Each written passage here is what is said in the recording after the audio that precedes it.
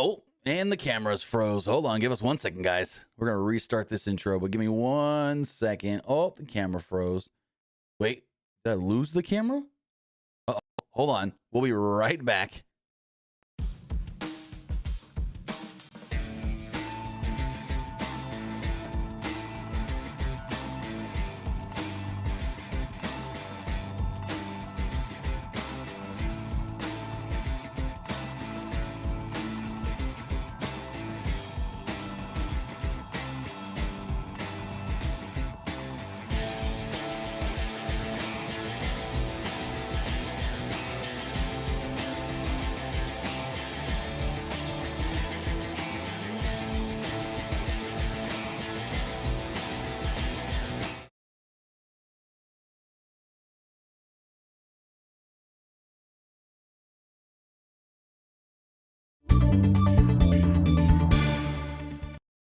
Hey guys, it's Tim, and this is Wrestling Unlimited, as it's Monday, and that means tonight was Monday Night Raw. As far as tonight's Raw does go, it was a very easy to watch show. It flowed very well. It was a smooth show, and it was good. Couldn't call it a great show, but it was good. I enjoyed it. I got a lot out of it-ish, as far as we did get a huge, massive title match announced for the first Raw in January. On January, I want to say it's January 5th, in the Barclays Center in Brooklyn, New York. We will see CM Punk defending the World Heavyweight Championship against Braun Breaker. Talk more about that in a little bit, because Braun Breaker cut a hell of a promo. We also got some teases for another Logan Paul Rey Mysterio match, where their last match was really good, and Logan had to save Rey's life, at least what they say. And we got some other good action on this show as well. So overall, I would say this was a good Monday Night Raw. With that, I want to say thank you for joining us here, twitch.tv/PWU Unlimited, youtube.com/Pro Wrestling Unlimited, and podcast services all around the globe like Stitcher, Spotify, Google Pod, Apple Pod, Anchor, iHeartRadio, and so much more. Did not want to burp into the mic, was holding that burp in, trying to get that there. If you are watching live on Twitch, you can help us out a couple of different ways. You can either help us out by hitting that donate button down below, or by donating Twitch bits in the live chat. Also, remember, you can help us out by subscribing to the channel, one of two different ways. You can either subscribe with a tiered subscription, or you can subscribe with Amazon Prime. Because remember, if you have Amazon Prime, then you have Prime Gaming. Prime Gaming gives you a lot of cool things like free games, free stuff for games, and you always get one free subscription to any Twitch channel you want to subscribe to throughout the month. And I greatly appreciate it if you did it right here for Wrestling Unlimited. Also, remember, you can help us out over on YouTube by hitting the subscribe button. That way you know we post to the community tab when we post a new video and when we go live. If you want to support the channel in another way, you can do so by hitting the join button and becoming a channel member. As a channel member, you get a badge next to your name, emotes and emojis that you can use in the live chat, and you get access to our graphics packages and more. Also on YouTube, if you want to get your comment, question, or concern read live on the air, you can do so by donating a super chat in the live chat. And finally, head over to the Epic Game Store. Head over to the Epic Game Store and buy something. Whether you're buying a new game, whether you're buying an old game, whether you're claiming a free game or getting bucks for Rocket League, Fortnite, or Fall Guys, use this code right here, PW Unlimited, at checkout, and you will be supporting us at no extra cost. A new season of Fortnite Chapter 7 did drop this past weekend, so if you're getting the Battle Pass for that or any of the new skins, you're going to want to use our code at checkout, or just put it in your Epic Games, not Epic Games Store, but Fortnite shop. Just go to the bottom, and down at the bottom, it will say, do you have a creator code? And you do. It's PWU Unlimited. That's PW Unlimited. Use it on your PlayStation, your Xbox, your Switch 2, your phone, your tablet, your Amazon Fire Stick, your computer, anywhere that you can play Fortnite, because you can play Fortnite a lot of different places. With all of that, I'm on an air off from Glendale, Arizona. Wade Barrett and Joe Tessitore on the call, and they started off in the fan zone. Well, they have fan zone. Why'd I say it like that? No. They started off in the crowd, and you hear, it's like the energy from Survivor Series followed us here. I'm like, okay. Good one, Joe Tess. Paul Heyman escorted the Vision through the backstage area. Solo Sikoa was seen walking through the parking lot. Dragon Lee and AJ Styles were backstage, and the Judgment Day showed up as well. They were in the parking lot. Basically, Dom and Liv showed up in a lowrider, and they kind of teased there might be tension with Liv and Roxanne, which that got paid off at the end of the show. We'll talk about that. And yeah, Liv basically welcomed yourself back to the Judgment Day. But kicking off the show was Io Sky and Rhea Ripley. So Io comes out, no pyro. She just comes out and does her entrance, the pose and everything. Rhea comes out and gives a pyro. So also it's really cool. Fans had like those big fat heads, of the person, but then they also had hands. So they made a thing in the crowd look like it was doing the Io head shake point thing. That was really cool. So Rhea welcomes everybody to Monday Night Rio. And I'm like, I guess that works. Ripley gloated about winning at War Games on Saturday. The fight's not over. We're not done yet. My best friend Io and I, we got some unfinished business with the Kabuki Warriors. We want the women's tag titles. Well, Io and Rhea want to go for the tag titles. The former champions also want the tag titles. And out came Charlotte Flair and Alexa Bliss. Bliss wanted Rhea to, quote, pump the brakes on going after the tag titles, since Charlotte and Alexa are still owed a rematch after losing the titles to the Kabuki Warriors. Rio and Io are like, yeah, no, we want title shot. We want to go for the tag titles. And Alexa basically put down the challenge, saying, okay, you guys versus us tonight. Winners can challenge for the tag titles. Io accepts. Joe Tess says, oh, didn't see that coming. Yeah, kind of saw it coming once Alexa and Charlotte came out and said, we want a rematch. So we cut to the back. Adam Pearce made the women's tag title match, or not the women's tag match, not the tag title match, but the tag match official for later in the night. Ivy Nile then showed up and demanded a shot at Maxine Dupree and the Intercontinental Championship. And oh man, that video of her and Natty, oh, we're going to break that down. That was great.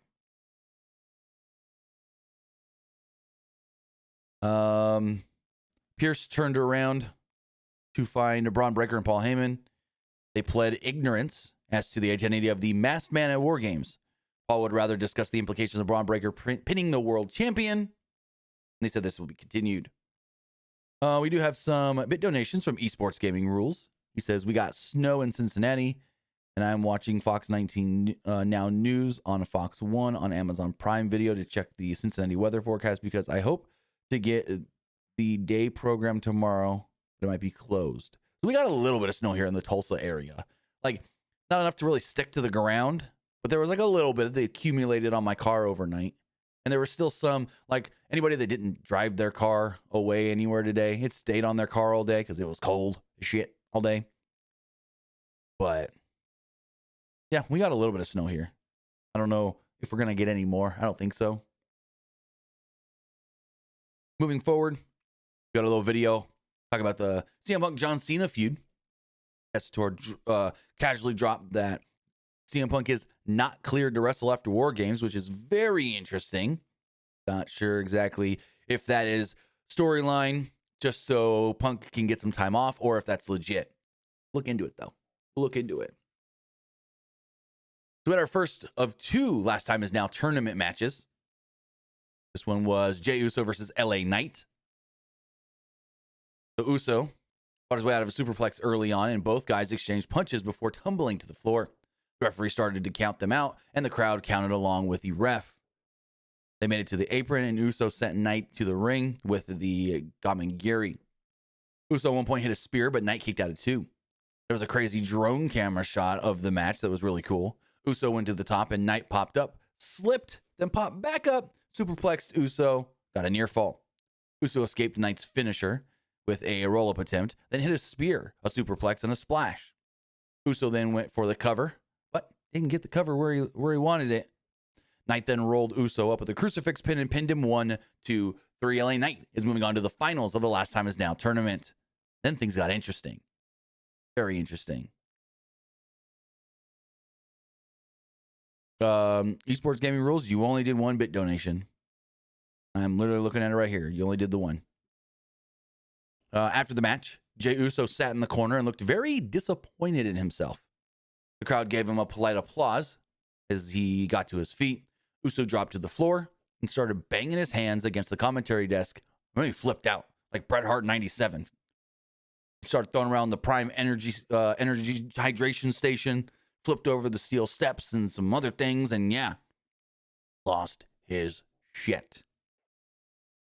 Bailey and Lara Valkyria were in the back, and they asked Adam Pearce about them getting a tag title shot. Pearce kind of blew him off, wanting to see the results of the match later on tonight. Asuka and Kairi Sane then came along to blame Bailey for their loss of War Games, saying Bailey should have helped them, Bailey should have been on their team, and Bailey called them idiots. Esports Gaming Rule says, Dave Meltzer says Braun Breaker versus CM Punk is booked for WrestleMania 42, Vegas, but why the first Raw of 2026? So what Dave heard was early plans. What Dave heard was maybe not something that was set in stone, but maybe something that was suggested, maybe something that was put on a whiteboard as a possibility. At this point, nothing is 100% locked in. As we learned from last year's WrestleMania, at this point last year, it was supposed to be Nia Jax versus Jade Cargill for the women's championship at WrestleMania. That didn't happen, but that was on the whiteboard. That was on the whiteboard at the end of November, early December, and it ended up not happening. So stuff could be on the whiteboard. Stuff can get relayed to Dave as far as, hey, this was pitched, this was talked about, this is possible. And that's what Dave reports. Also, for all we know, things changed today. And the plan was Braun Breaker and CM Punk. And then they said, you know what? Never mind. We're going to push it up. And heck, just because they're doing the match on January 5th doesn't mean they still can't do it at WrestleMania. Maybe CM Punk retains on January 5th. Braun Breaker goes on and wins the Royal Rumble or wins the Elimination Chamber and then challenges at Mania for the title. It's still all possible. I mean, I get it. You're trying to dog on Dave saying Dave was wrong. But look at War Games. They've got all those names right.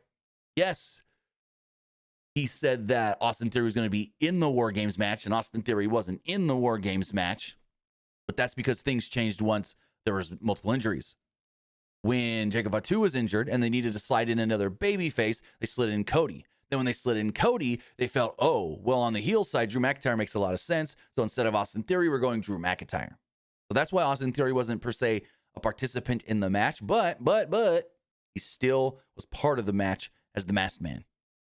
They haven't reeled that on TV yet, but that was Austin Theory. It has been confirmed by multiple sources, multiple outlets, multiple people have confirmed that that was Austin Theory. So, yeah, just because Dave reported, Braun Breaker, CM Punk for Mania doesn't mean, and then they announced the match for Raw in January, doesn't mean it still can't happen. Heck, what if Braun Breaker wins the title and it is still Braun Breaker and CM Punk at WrestleMania, but Braun Breaker is the champion and Punk is the challenger?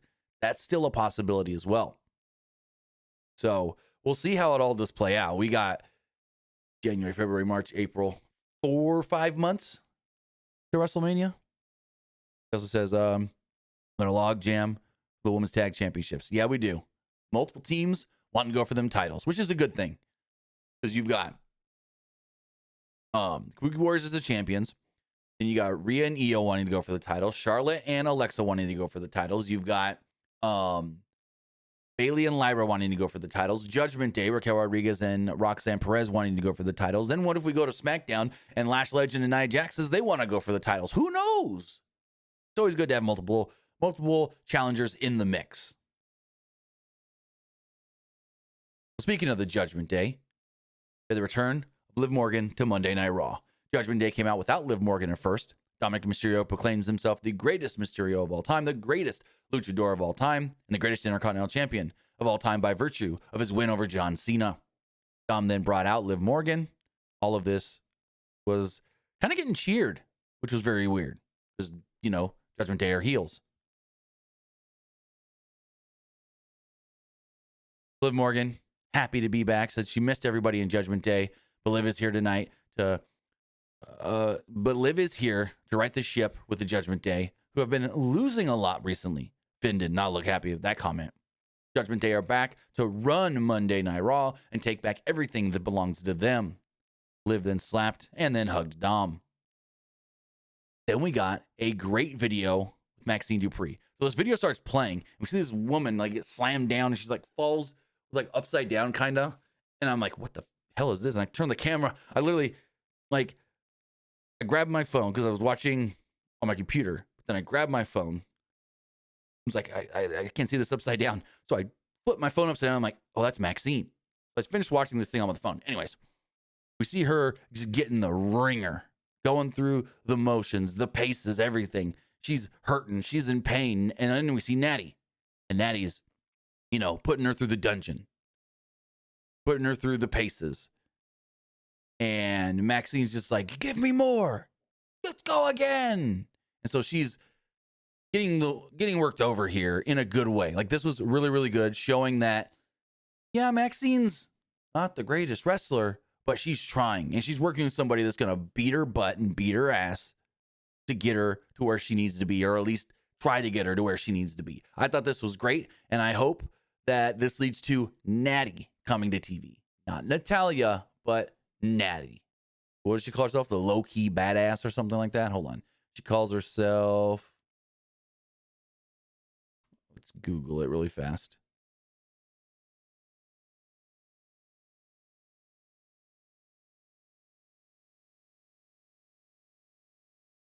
The low-key legend. That's what it is. She calls herself the low-key legend. Simon Pierce asked the referee in front of the cameraman and the entire Raw audience to discreetly poke around and see if he can find out if Seth Rollins is faking his injury. Basically, they're hearing rumblings of Seth's walking around and not needing the sling. Like, what? That's weird.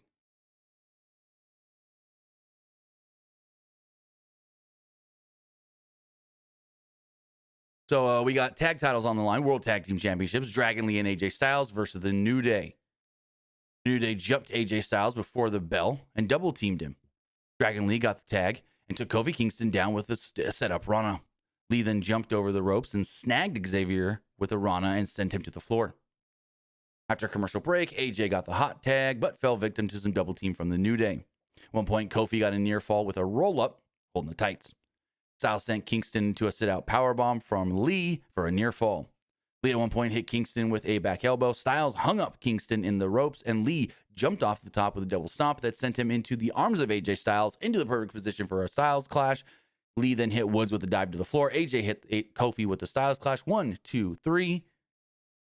AJ and Lee retain the titles. I almost said AJ Lee, but there's no AJ Lee here. It's AJ and Lee. So, and still... World Tag Team Champions AJ Styles and Dragon Lee. Fun 9-minute match. Jackie Redmond interviews Stephanie Vakir. Vakir said that her victory this weekend against Nikki Bella showed that if you betray her, you're going to get burned. Just as Vakir wondered who was next to challenge her, Liv Morgan appeared and just basically said, I'm back. So Paul Heyman led the Vision to the ring next. Heyman took the mic and started giving shout-outs to everybody that helped win War Games. Heyman praised Logan Paul for how well he fit into the Vision in the future. Heyman then made a big announcement stating on January 5th, the first Raw in 2026 at the Barclays Center in Brooklyn, the anniversary of the first Raw on Netflix, CM Punk will defend and lose the World Heavyweight Championship against Braun Breaker. So Breaker then took the mic. He's a little upset. So he's not upset about Batman interfering in War Games and trying to steal his moment or being here in Arizona. No, he was disappointed that it was so easy to beat CM Punk, who was nothing more than a soft-ass bitch. What do you call them? Said Punk is no different than any other veteran who is living off their past accomplishments. Punk is no different than Seth Rollins, who is holding everyone else down. Punk should be worried about how his wife is a bigger star than he is. Braun then promised a different kind of fight come January 5th. Braun pivoted to Punk, trying to break his neck in War Games, and now he's really mad. Breaker said that he's coming for every good memory that those fans of CM Punk have. Breaker recalled Punk, big timing him backstage at WrestleMania, asking if, quote, Braun can cut a promo with the big dogs. He said, quote, well, la-dee-da, consider the promo cut. This was really good. This is one of the best promos Braun Breaker's ever done. This was really good. So I enjoyed this, and I can't wait to see the match on January 5th. Esports Gaming Rules with another bit donation. He says, WWE started promoting Royal Rumble Riyadh, and it is presented by Ram Trucks, but why? Why not? Like, what does it matter? Also, will there be heat by the wrestling media towards the Saudis for getting WrestleMania leading to the event? No. People are going to be upset that they're going to Saudi for Mania, but why would there be heat from the media? That's not how it works. You don't get heat from the media. You get heat from people within the business. They don't really care about the media being mad at them or not, especially wrestling media, to be honest. So Jackie Redmond wouldn't leave Jey Uso alone as he's trying to leave, annoying him with questions about the Masked Man and Braun Breaker being the #1 contender. He finally said that titles, they look best on Roman's shoulder, and he left. Very weird comment. So we had our second last time is now tournament match. Wade Barrett suggested on commentary that beating John Cena in his last match would be equivalent to breaking The Undertaker's streak like Brock Lesnar did at WrestleMania 30. I'm like, okay, sure. Early on in this match, the two were going back and forth when Gunther worked a headlock before he and Solo exchanged shoulder blocks. And I'm going to say right now, this match was actually better than I expected. Sikoa finally put Gunther down on the mat with a shoulder block. Gunther responded with a big boot that sent Sikoa down to the floor. We go to a commercial break, and after the break, Tala Tonga ripped up Gunther while the referee was trying to put the turnbuckle pad back on. I couldn't think of the word. I put pad, but turnbuckle pad, whatever. This allowed Sikoa to get control with a nerve hold. Sikoa sent Gunther into the turnbuckle hard, and both guys were selling on the mat. The referee checked on both of them, and the match would continue. Both guys got to their feet, and they started exchanging chops and strikes. Gunther hit a boot, Sikoa hit a super kick, but neither would actually go down. Finally, Sikoa hit a spike to the throat, and both guys were down. After a second commercial break, Sikoa hit Gunther with a hip attack in the corner. Gunther at one point did come back and hit a powerbomb, but Sikoa countered with a Samoan drop for a near fall. Sikoa telegraphed going for the spike again, but Gunther countered with a flurry of chops. Sikoa went for the spike again, but Gunther spun him around and put him in a sleeper hold. Sikoa made it to the corner to force the break, but Gunther dropped down and gave him a German suplex. Tala Tonga then lured Gunther to the floor, and Tonga hit him with a boot. The Samoans were then went to double team Gunther, but Gunther got out of it and smashed Sikoa's hand against the apron.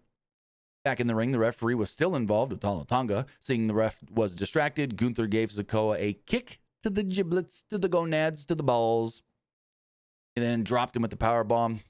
Pinned him 1, 2, 3. It is now the finals on Friday, seeing LA Knight taking on Gunther, with I expect Gunther to pick up the victory.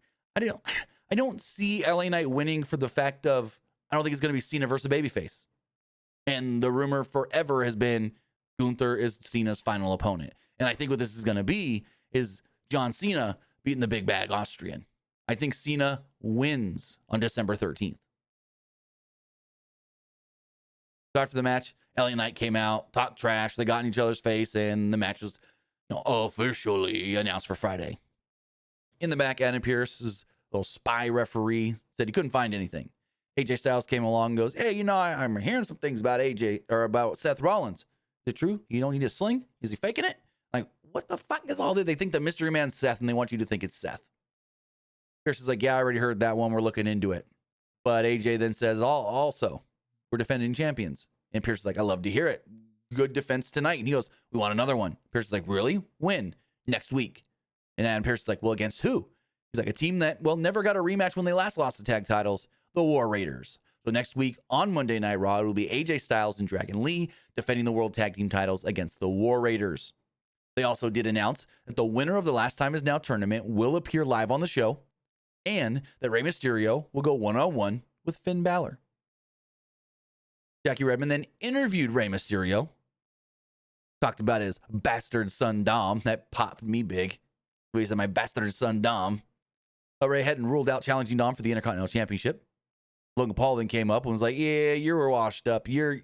No, the IC title's going to come to the Vision. So basically, they're telling us Logan's in the Vision, which I'm a big fan of. And Paul's like, you know what? I might need to just get you out of here. Retire you. Rey slapped him. There was a little bit of a scuffle, and they were pulled apart. So we're building to some sort of, my mind just went blank. Rey Mysterio, Logan Paul match.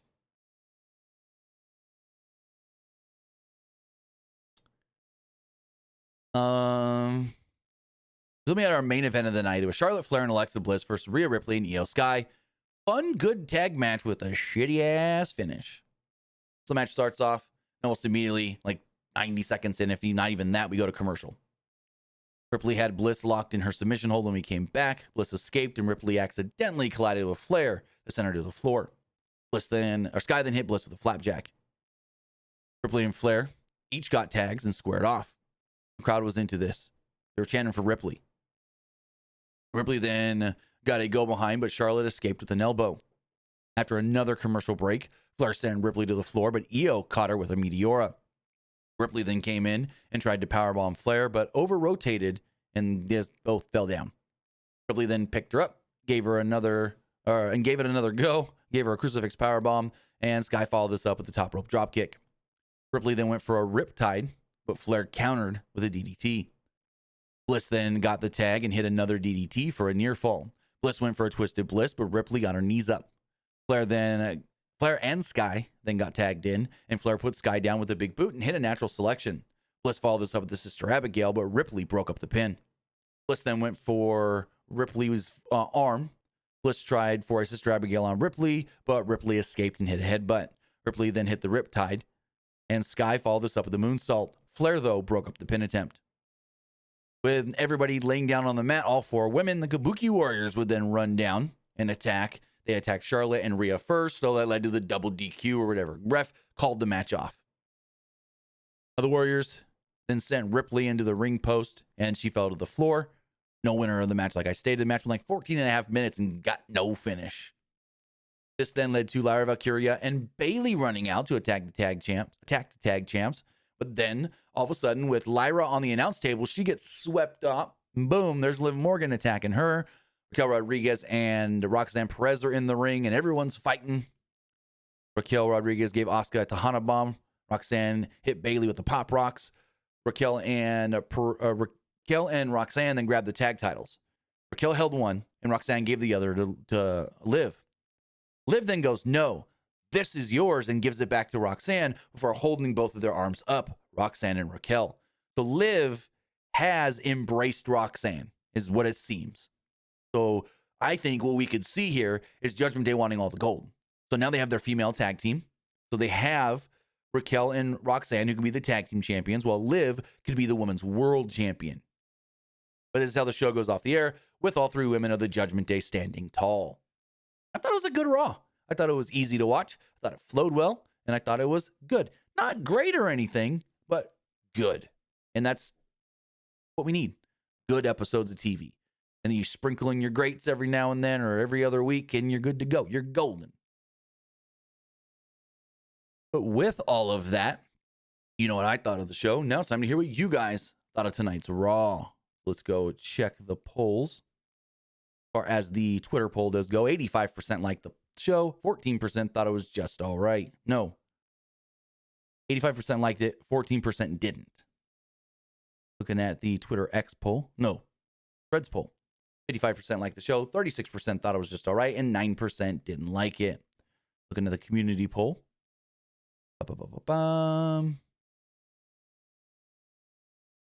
73% liked the show, 15% thought it was just all right, and 12% didn't like it. And finally, the live poll on YouTube, 73% liked the show, 16% thought it was just all right, and 10% didn't like it. With that, guys, that was Monday Night Raw. A good, fun, easy to watch episode of Raw. With that, it's going to wrap everything up. We're going to be back live tomorrow night. We're going to play some of that new Marvel Cosmic Invasion. If you haven't seen it or you haven't played it, check it out. It looks great, and it's on Game Pass. It's on Game Pass right now, just came out today, and it's from the same people that made TMNT Shredder's Revenge. I've heard, not mixed reviews, but I've heard it's not as good as Shredder's Revenge, but still pretty good. So we're going to play that tomorrow. We're going to check that out. We're going to have a load of fun. But with that, guys, have a great rest of your Monday night. Have a great week, and I'll see you next time. Have a good one, guys.